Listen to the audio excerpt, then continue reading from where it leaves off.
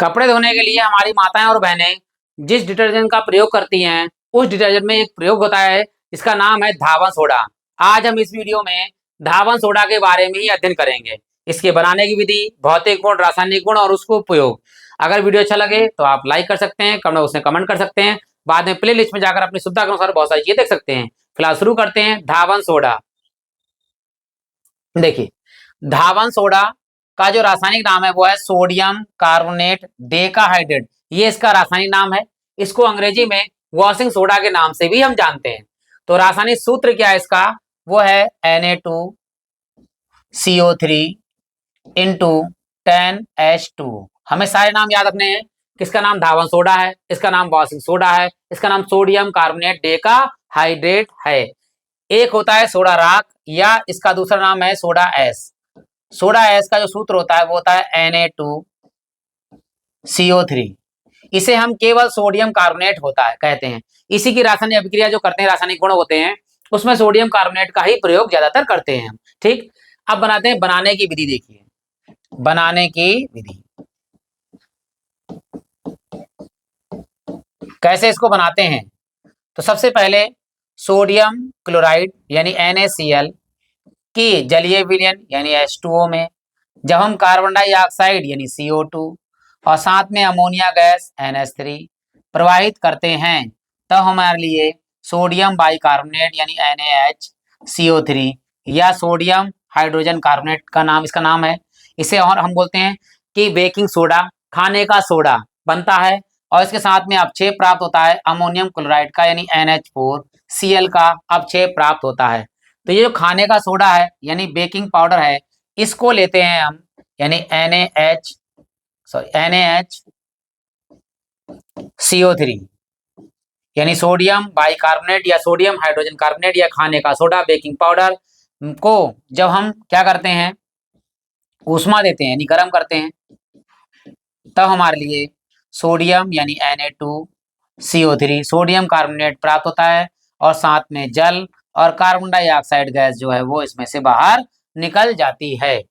अब क्या बनता है, सोडियम कार्बोनेट को हम लेते हैं यानी Na2CO3 को। ये निर्जल सोडियम कार्बोनेट है। ये क्या है, निर्जल है, निर्जल सोडियम कार्बोनेट, कार्बोनेट। इसमें क्या करते हैं, हम जल मिलाते हैं 10 अणु के जल, और तब हमारे लिए कि क्रिस्टल के रूप में, किसके रूप में, Na2CO3 इंटू 10H2O, ये क्रिस्टल के रूप में, ध्यान दीजिएगा, क्रिस्टल के रूप में सोडियम कार्बोनेट डेकाहाइड्रेट या धावन सोडा प्राप्त हो जाता है। अब यहाँ पर ये तो लास्ट वाली तो बैलेंस है, यहाँ बैलेंस कर लेते हैं। देखो यहाँ Na2 है, यहाँ Na1 है, तो यहाँ 2 से गुणा कर दीजिए। अब पूरी रिएक्शन हमारी ये भी पूरी संतुलित है और ये भी पूरी संतुलित है। एक बार और समझा देते हैं आपके, ताकि आराम से इजी याद हो जाए कि धावन सोडा का दूसरा नाम अंग्रेजी में बोलते हैं वॉशिंग सोडा। इसको रासायनिक नाम है सोडियम कार्बोनेट डेकाहाइड्रेट। इसका रासायनिक सूत्र है Na2CO3 इंटू 10H2O। सोडा राख या सोडा एस Na2CO3 या निर्जल सोडियम कार्बोनेट भी कहते हैं, यानी इसमें जल नहीं है इसलिए निर्जल सोडियम कार्बोनेट भी कहते हैं।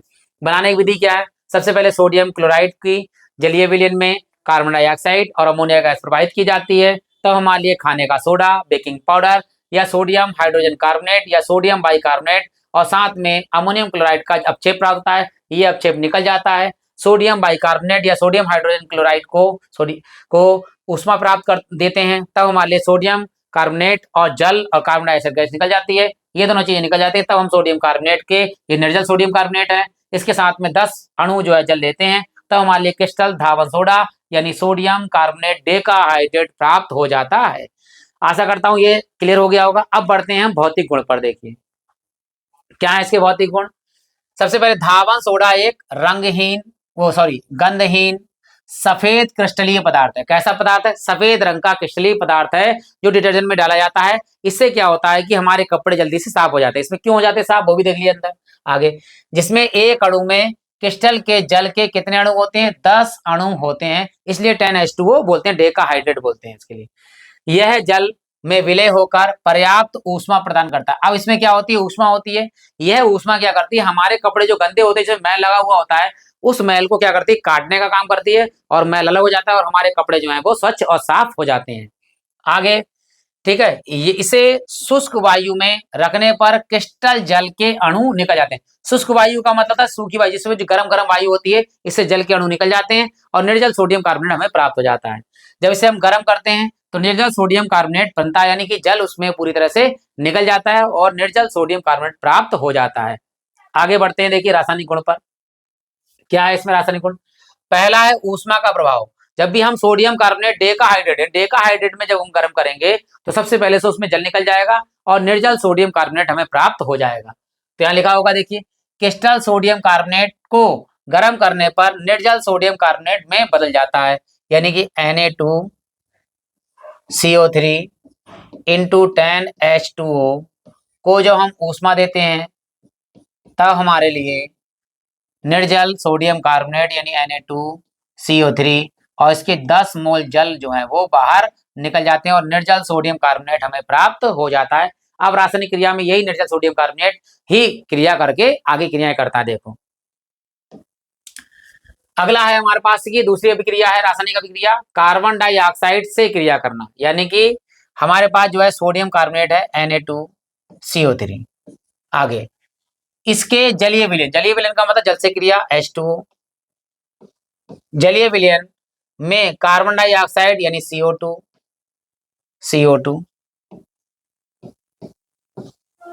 गैस प्रवाहित करने पर सोडियम हाइड्रोजन कार्बोनेट का अवक्षेप प्राप्त होता है, यानी सोडियम कार्बोनेट यानी NaHCO3, यानी सोडियम हाइड्रोजन कार्बोनेट या सोडियम बाइकार्बोनेट या खाने का सोडा का अवक्षेप हमें प्राप्त हो जाता है। अब यहाँ बैलेंस करते देखो, यहाँ Na2 है, यहाँ Na1 है, तो यहाँ 2 से गुणा कर दीजिए, तो ये हमारे पास पूरी तरह से अब बैलेंस हो गया। देख लेते हैं, देखो Na2 कार्बन 1 और 1 कितने 2, कार्बन 2 से गुणा हो गए तो 2 हो गए, ऑक्सीजन 3 4 5 6, तो 3 दूनी 6 हो गए हमारे पास, हाइड्रोजन 2 है और यहाँ पर हाइड्रोजन कितने हैं 2 है। ये हमारा अभिक्रिया हो गई। याद रखना, सोडियम कार्बोनेट को जलीय विलयन में जब हम कार्बन डाइऑक्साइड गैस प्राप्त करते हैं तब हमारे लिए सोडियम हाइड्रोजन कार्बोनेट या सोडियम बाइकार्बोनेट या खाने का सोडा बेकिंग पाउडर का अवक्षेप प्राप्त हो जाता है।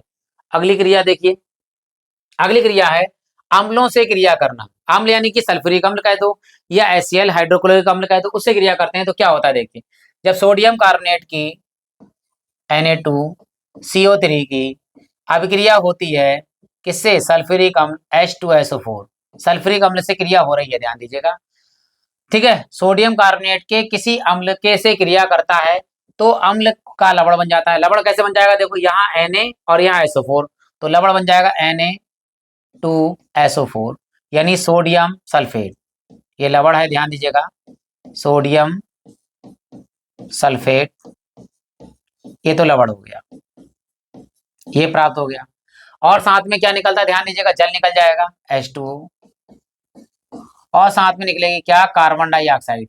लिखा हुआ है अभिक्रिया में इसके परिणाम स्वरूप कार्बन डाइऑक्साइड गैस भी मुक्त हो जाती है। मुक्त हो जा रही है तो इसे तीर आगे लगा, ऊपर लगा दीजिए, ताकि कार्बन डाइऑक्साइड जो है वायु में चली जाती है। देखते हैं बैलेंस है या नहीं। देखिए Na2 हो गए हमारे पास, कार्बन एक ही है तो कार्बन एक ही है, ऑक्सीजन 3 है, ये 4 ये हैं, 7 हो गए, तो 4 ये हैं, 2 6 और 1 7 हो गए, H2O ऐसे एक ऐसे, इसका मतलब हमारी अभिक्रिया पूरी बैलेंस है। याद रखना कि जब हम सोडियम कार्बोनेट के किसी अम्ल के साथ, ये अम्ल है हमारे पास में H2SO4, अम्ल सल्फ्यूरिक अम्ल के साथ जब क्रिया हो रही है तो सोडियम सल्फेट ये लवण बन रहा है और जल और कार्बन डाइऑक्साइड गैस जो है वायुमंडल में बाहर निकल जा रही है। आगे देखिए, अगली अभिक्रिया है बुझे चूने से क्रिया, यानी कि सोडियम कार्बोनेट की बुझे चूने का सूत्र होता है CaOH का होल ट्वाइस, इसे बोलते हैं कैल्शियम हाइड्रोक्साइड से साथ जब अभिक्रिया हो रही, देखिए धावन सोडा को बुझे चूने या कैल्शियम हाइड्रोक्साइड यानी NaOH का होल ट्वाइस के साथ उबालने पर क्या बनता है, कास्टिक सोडा बनता है। चलिए भाई, क्या होता है कास्टिक सोडा का सूत्र, यहाँ होता है कास्टिक सोडा का सूत्र NaOH, यह है कास्टिक सोडा, इसका दूसरा नाम है सोडियम हाइड्रोक्साइड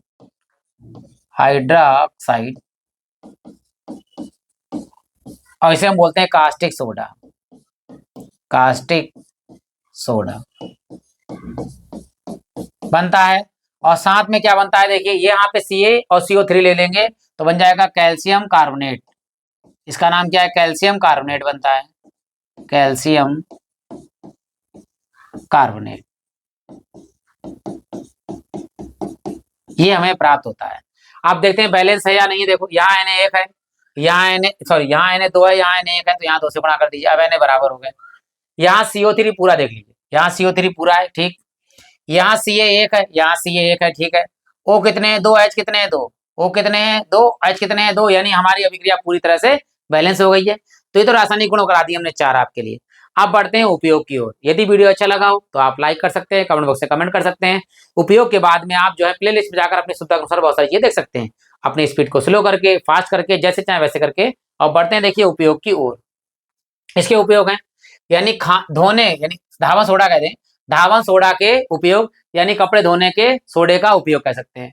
सोडियम कार्बोनेट का उपयोग कांच, साबुन, कागज उद्योग में होता है, यानी कि कांच के उद्योग में, साबुन के उद्योग में, कागज के उद्योग में धावन सोडा का प्रयोग किया जाता है।